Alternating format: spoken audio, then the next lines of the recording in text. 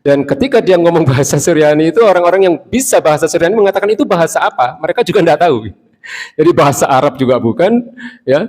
Jadi nggak ada yang tahu dia ngomong apa. Tapi anehnya ini orang punya pesantren, punya pengikut banyak dan sampai sekarang masih aman-aman saja. Ini yang saya katakan untuk orang-orang yang awam ini berbahaya. Nah, malam hari ini saya hanya ingin menyampaikan, Pak, sebenarnya mudah sekali untuk melihat satu ajaran itu sesat atau tidak.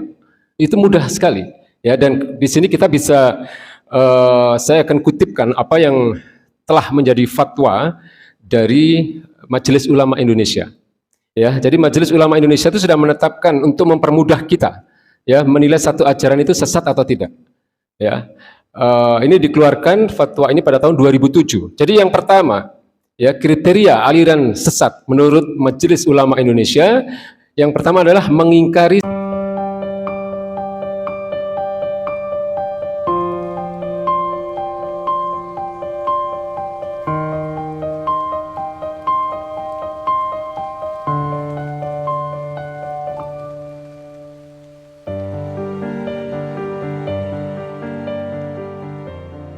saya ingin melihat begini, ini akan terus, Pak, ya, muncul orang-orang yang seperti ini. Akan terus muncul orang-orang yang dengan semaunya, ya, mereka mengatasnamakan Islam, tapi sebenarnya mereka tidak sedang membawa ajaran Islam. Jadi bapak-bapak bisa bayangkan yang namanya Mama Gufron ini yang di sana di pesantrennya itu dipanggil Abuya. Jadi Abuya itu panggilan kehormatan, ya. Untuk orang Sumatera, ya. Pokoknya mungkin kalau di kita ya kiai atau ajengan, ya, atau mungkin lebih terhormat daripada panggilan ustadz gitu katakanlah gitu, ya. Jadi bayangkan dia ini mengaku bisa bicara dengan malaikat, ya, bahkan dia bisa video call dengan malaikat, ya. Dia bisa mengendalikan malaikat, ya. Dia mengaku sebagai penjaga gawang neraka, ya, apalagi, Pak, memindahkan Mekah, ya. Jadi kemudian dia mengaku kalau sampai saya masuk neraka saya kejar nanti Allah itu.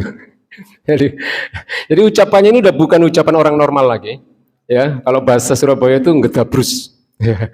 Jadi kebohongannya itu udah nyata-nyata sekali. Ya, dia mengatakan dia menulis 500 kitab dalam bahasa Suryani. Padahal bahasa Suryani ini bahasa yang tidak banyak orang yang menguasai, Pak. Ya, jadi bahasa Suryani ini bahasa yang digunakan oleh minoritas Kristen di daerah Suriah. Ya, tidak banyak orang yang bisa bahasa Suryani.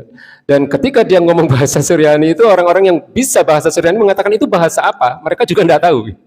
Jadi bahasa Arab juga bukan, ya. Jadi nggak ada yang tahu dia ngomong apa. Tapi anehnya ini orang punya pesantren, punya pengikut banyak dan sampai sekarang masih aman-aman saja. Ini yang saya katakan untuk orang-orang yang awam ini berbahaya. Nah, malam hari ini saya hanya ingin menyampaikan, Pak, sebenarnya mudah sekali untuk melihat satu ajaran itu sesat atau tidak. Itu mudah sekali, ya. Dan di sini kita bisa, saya akan kutipkan apa yang telah menjadi fatwa dari Majelis Ulama Indonesia. Ya, jadi Majelis Ulama Indonesia itu sudah menetapkan untuk mempermudah kita, ya, menilai satu ajaran itu sesat atau tidak. Ya, ini dikeluarkan fatwa ini pada tahun 2007. Jadi yang pertama, ya, kriteria aliran sesat menurut Majelis Ulama Indonesia, yang pertama adalah mengingkari salah satu rukun iman dan Islam. Ya, jadi sudah jelas, rukun iman ada 6, rukun Islam ada 5. Jadi kalau mengingkari keberadaan Allah, mengingkari keberadaan malaikat, mengingkari keberadaan Rasul, ya, yang minimal yang 25 itu yang kita ketahui, lalu kemudian mengingkari kitab-kitab, ya, bukan hanya kitab Al-Quran. Kalau mereka mengingkari akan keberadaan kitab yang lain selain Al-Quran, itu juga bisa sesat, ya, karena di dalam Al-Quran dijelaskan sebelum Al-Quran ada kitab Taurat, ada Zabur, ada Injil, ya. Kemudian mengingkari bahwa apa yang terjadi itu adalah merupakan takdir dari Allah Subhanahu wa taala, atau mengingkari adanya hari kiamat. Nah, kalau mengingkari salah satu ini saja itu sudah bisa dikategorikan sebagai aliran yang sesat. Ya, jadi apalagi ngaku sebagai malaikat. Ya, mengaku bisa berkomunikasi dengan malaikat. Karena yang namanya keimanan itu kan kita pernah mempelajari di bab-bab awal ya, Thoriqul iman, jalan menuju keimanan, itu kan definisi dari iman itu adalah at-tasdiqul jazim, pembenaran yang pasti. Nah, pembenaran yang pasti terhadap apa? Terhadap hal-hal yang gaib. Ya, kalau sesuatu itu bisa dilihat, bisa diindra, ya, bisa diraba, bisa dibau, ya kita wajar kalau itu kita akui keberadaannya. Tapi yang namanya iman itu pasti sesuatu yang gaib, yang kita imani, yang kita yakini keberadaannya adalah hal-hal yang gaib. Kalau kita bicara soal iman, nah, manusia tidak mungkin bisa berkomunikasi dengan malaikat, ya, apalagi video call dengan malaikat. Ya, nah ini satu ya. Kemudian yang kedua juga dalam poin satu ini mengingkari salah satu rukun Islam. Jadi kalau mengingkari salah satu rukun Islam sudah jelas, ya dari 5 rukun Islam itu ya. Syahadat, salat, zakat, puasa, haji, ya kalau salah satunya diingkari, ya sudah masuk ke dalam golongan sesat dan menyesatkan. Itu satu. Yang kedua, ya meyakini atau mengikuti akidah yang tidak sesuai dengan Al-Quran dan As-Sunnah. Ya, jadi kita sudah pernah mempelajari sumber-sumber ajaran Islam, sumber-sumber hukum dalam Islam. Ya, yaitu Al-Quran dan As-Sunnah. Ini 2 sumber utama. Lalu ada yang ketiga ijma' sahabat, yang keempat qiyas. Ya, lalu yang berikutnya yang paling menjadi kita standar untuk kita ikuti ya ijtihad. Ya, ijtihadnya para ulama-ulama yang mempunyai kemampuan untuk berijtihad. Ya, tapi sumber ajaran utama dalam Islam ya ini Al-Quran dan As-Sunnah. Ya, jelas apa yang disampaikan Mama Gufron ini sudah jelas keluar dari akidah Al-Quran dan As-Sunnah. Ya, nggak ada orang bisa berkomunikasi dengan malaikat, apalagi kemudian dia menjaga neraka dan sebagainya. Dia nyaingi malaikat Malik ya, dan seterusnya. Ya, yang ketiga, meyakini turunnya wahyu setelah Al-Quran. Ya, jadi tidak ada lagi wahyu yang turun dari Allah Subhanahu wa taala ya setelah wafatnya baginda Nabi besar Muhammad SAW. Ya, jadi tidak ada wahyu yang turun setelah wafatnya baginda Nabi besar Muhammad SAW. Jadi kalau ada yang ngaku nabi jelas sesat. Ya, mengaku mendapat wahyu dari malaikat Jibril ya sesat. Ya, dulu ada yang namanya siapa dulu? Lia Eden ya. Udah nggak ada juga orangnya ya. Jadi pernah ngaku sebagai malaikat Jibril, lalu pernah juga mengaku menerima wahyu dari malaikat Jibril ya. Jadi nggak konsisten juga dia. Dan pengikutnya juga ada, Pak. Banyak pengikutnya. Jadi orang yang awam itu banyak sekali. Ya, dan jamaahnya namanya Salamullah. Ya, seingat saya, Salamullah. Ya, keselamatan dari Allah gitu ya. Nah, tapi dia ngaku sebagai malaikat Jibril dan pernah juga mengaku menerima wahyu ya dari malaikat Jibril. Sudah jelas, maka Majelis Ulama Indonesia menyatakan sesat. Yang keempat, ya, mengingkari otentisitas atau kebenaran Al-Qur'an. Jadi mengingkari kebenaran Al-Qur'an, kurang lebih begitu ya. Jadi Al-Qur'an itu kan kebenarannya mutlak, Pak. Ya. Makanya di dalam An-Nur 51 itu innama kana qaulal mu'minina idza du'u ila Allahi war rasulihi liyahkuma bainahum ay yaqulu sami'na wa ata'na. Jadi kalau terhadap Al-Qur'an itu ya udah sami'na wa ata'na kita. Ya, baik dalam persoalan akidah ataupun dalam persoalan syariat. Ya, tapi ada, Pak, ya orang-orang yang mengkritisi Al-Qur'an. Nah, ini sudah sesat ini, tidak boleh.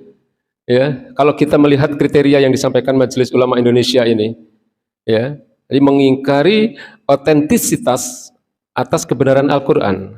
Jadi mereka menganggap Al-Quran itu ada yang harus dikritisi. Ya, ada di dalam Al-Quran itu beberapa hal yang tidak sesuai lah, katakan begitu, dengan zaman misalnya. Ya, nah yang model-model begini biasanya aliran liberal ini, Pak.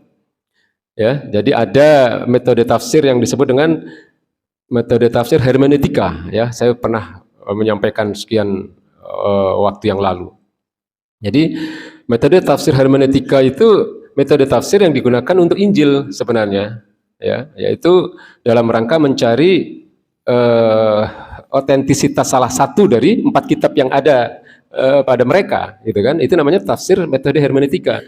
Nah, orang-orang liberal itu menggunakan metode ini untuk Al-Quran. Nah, ini kan udah nggak benar, ya, karena mentafsirkan Al-Quran tentu harus diiringi dengan sikap sami'na wa ata'na, bukan untuk mengkritisi. Nah, ini poin yang keempat, ya, mengingkari otentisitas atas kebenaran Al-Quran. Kemudian yang kelima, ya, kriteria aliran sesat menurut Majelis Ulama Indonesia, melakukan penafsiran Al-Quran tapi tidak berdasarkan kaidah-kaidah tafsir. Jadi hati-hati, ini juga bahaya, Pak. Nah, ini juga kerjaan orang-orang liberal biasanya. Jadi mereka bisa menipu umat yang awam ini dengan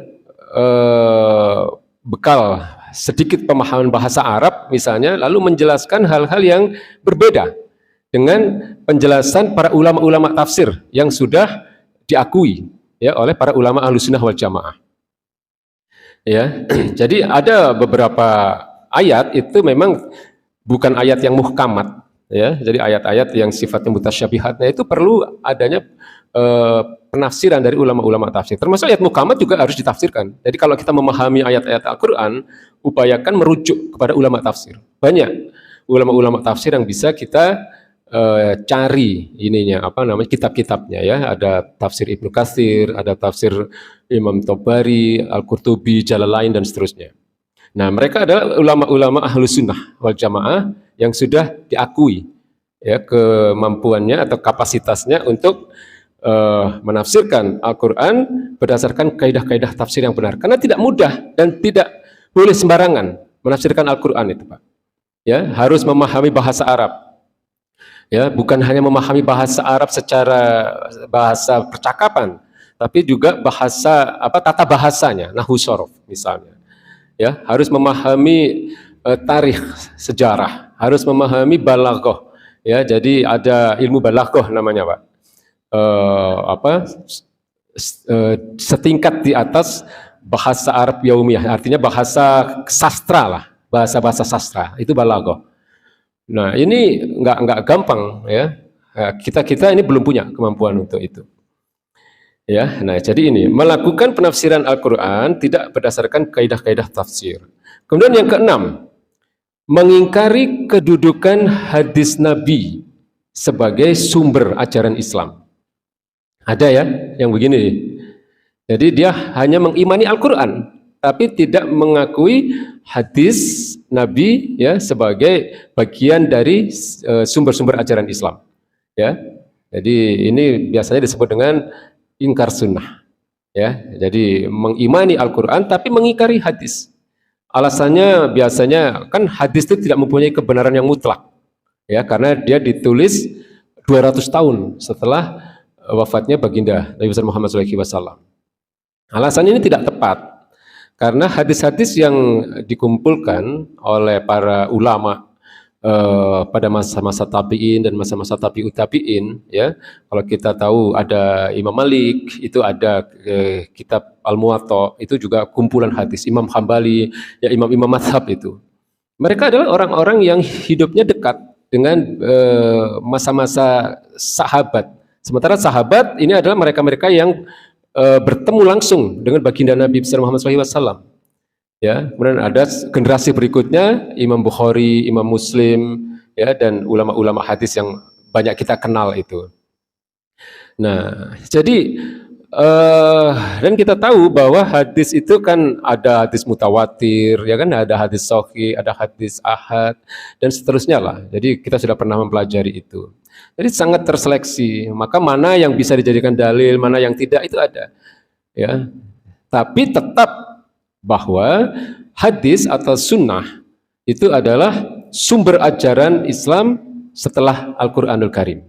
Ya, saya sering mengatakan, ya, banyak ibadah-ibadah yang tidak bisa kita lakukan kalau kita tidak berpegang kepada hadis, Pak. Bagaimana Bapak mau sholat? Ya kan? Mulai dari takbiratul ihram sampai salam, di Quran tidak ada penjelasannya. Adanya di hadis. Ya, Nabi mengatakan shollu kama ra'aitumuni usolli.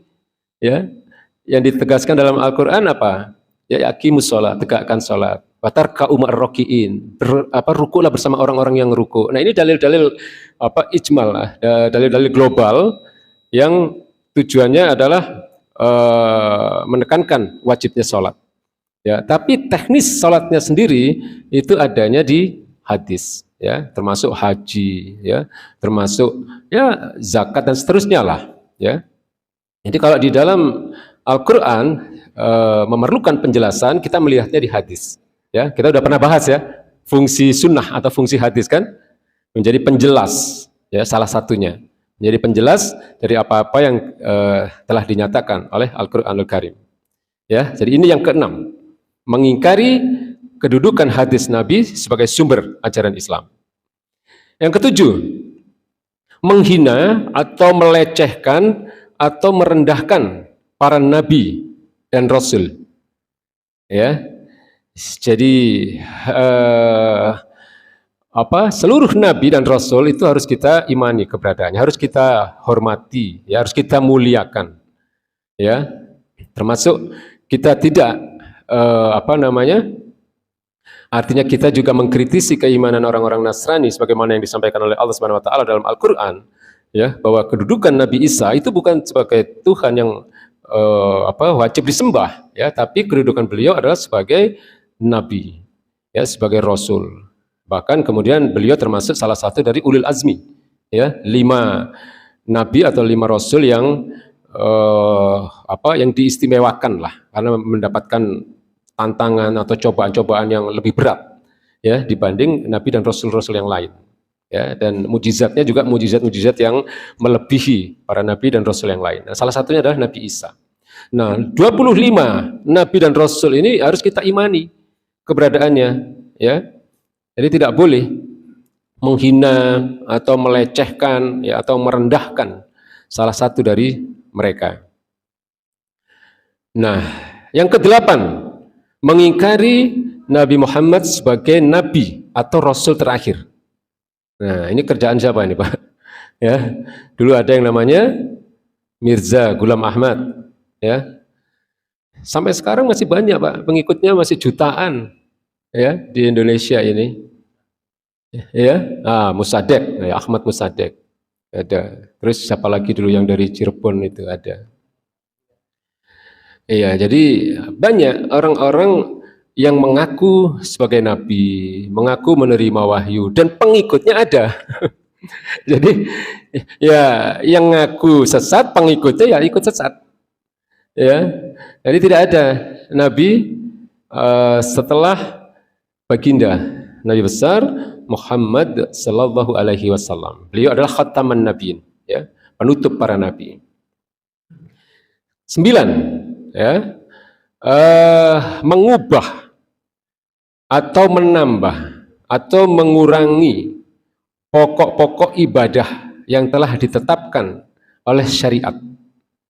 Ya, saya sering mengatakan akidah dan syariat itu harga mati buat kita. Ya, karena itu sudah merupakan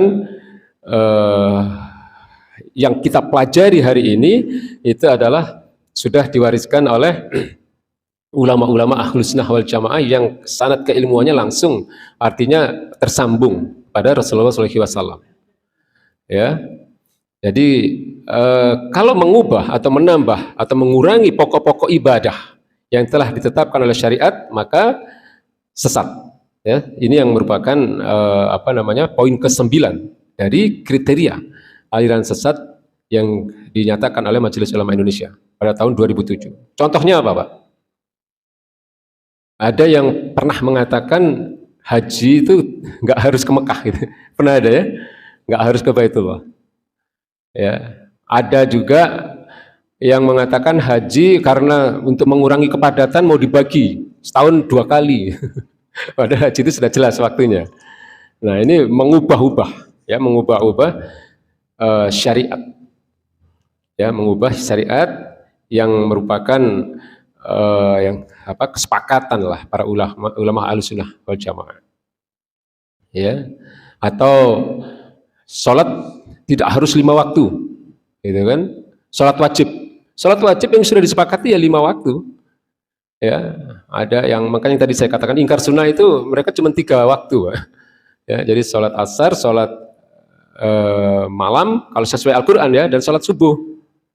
Ya, itu yang disebutkan dalam Al-Quran. Kalau mereka hanya mengimani Al-Quran, yang disebutkan dalam Al-Quran itu cuma 3 sholat itu. Ya, sholat malam, sholat asar, sholat fajar atau sholat subuh.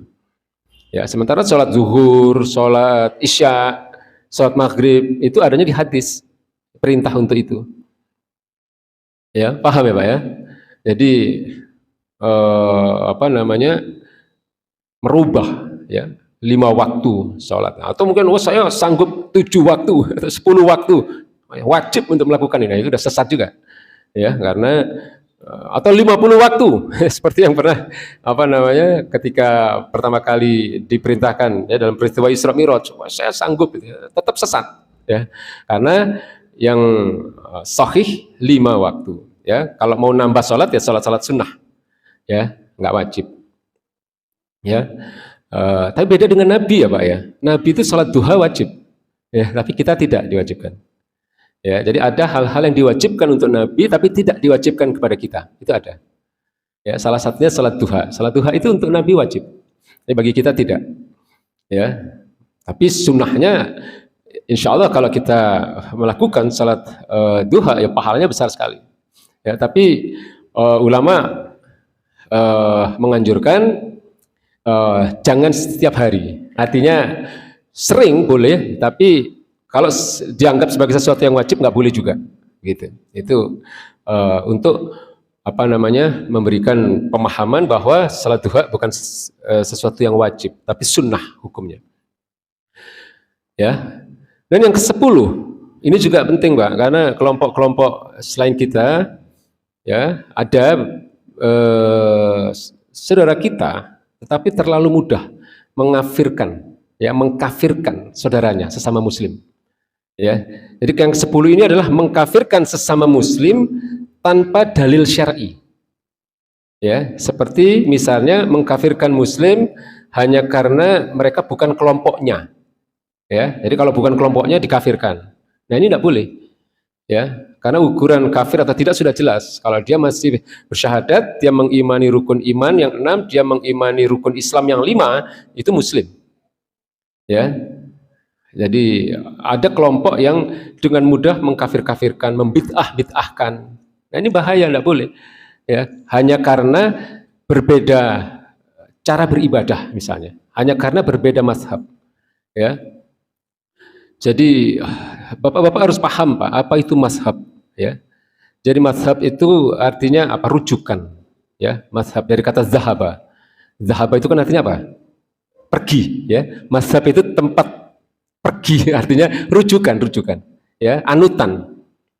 Nah, dalam beberapa hal kita memang tidak boleh berbeda dalam agama ini ya.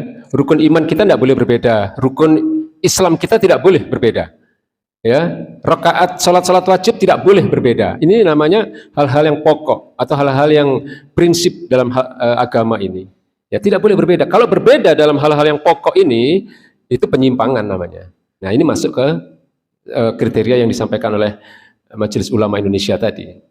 Tapi ada hal-hal yang kita itu memang boleh berbeda ya, dan perbedaan ini ada, itu bukan hanya sekarang, tapi sejak zaman sahabat itu sudah berbeda ya. Zaman tabi'in berbeda, zaman tabi'in ada perbedaan-perbedaan dalam beberapa tata cara ibadah ya, atau dalam menghukumi suatu apa namanya, satu hal ya. Ini namanya adalah ranah furu'iyah ya, ranah cabang, ranah ijtihad ya, atau ikhtilaf ya, hal-hal yang memang kita boleh berbeda.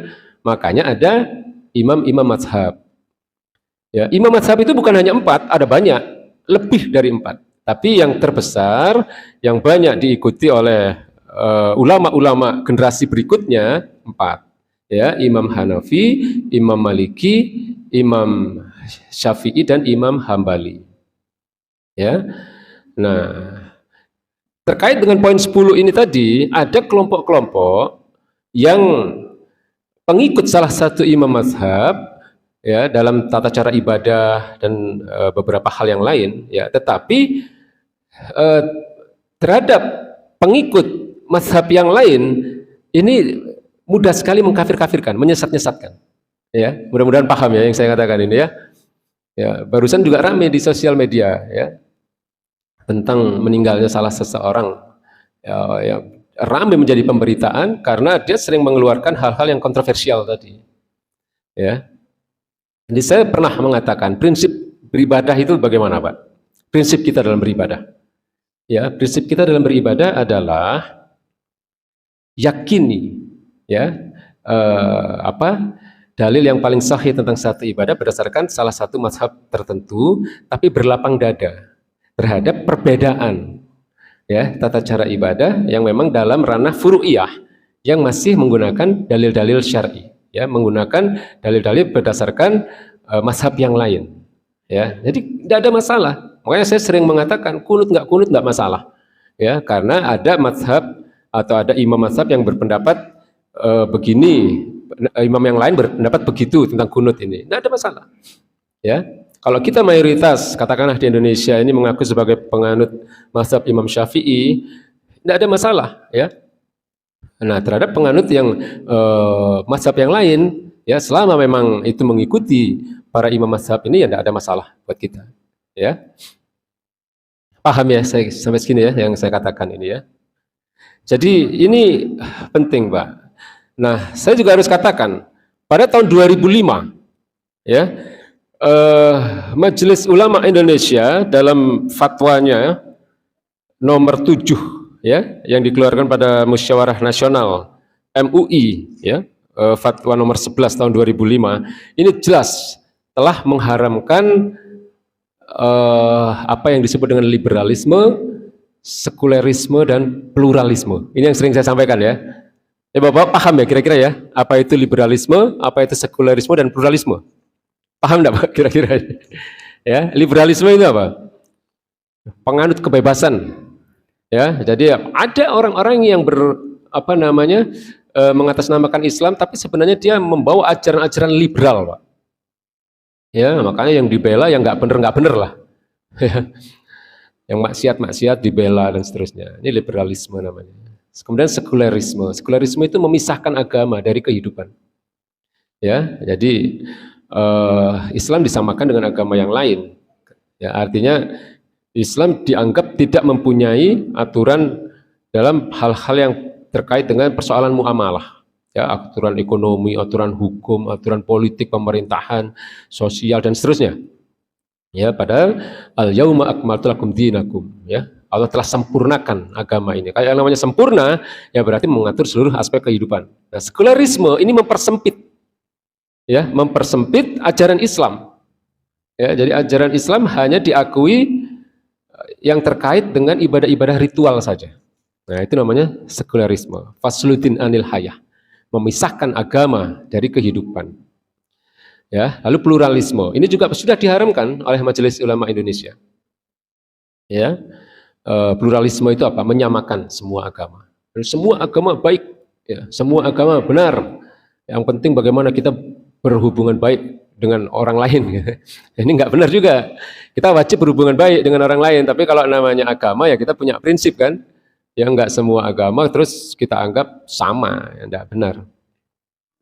Ya, paham ya Pak ya? Jadi ini namanya pluralisme. Yang begini banyak Pak. Jadi ya ini resiko kita hidup di zaman ini. Ya, kita tidak punya junnah, kita tidak punya pelindung. Ya, karena salah satu tugas imam atau khalifah itu kan sebagai junnah, sebagai pelindung. Pelindung apa? Di antaranya pelindung akidah umat. Ya, hirasatiddin, menjaga agama.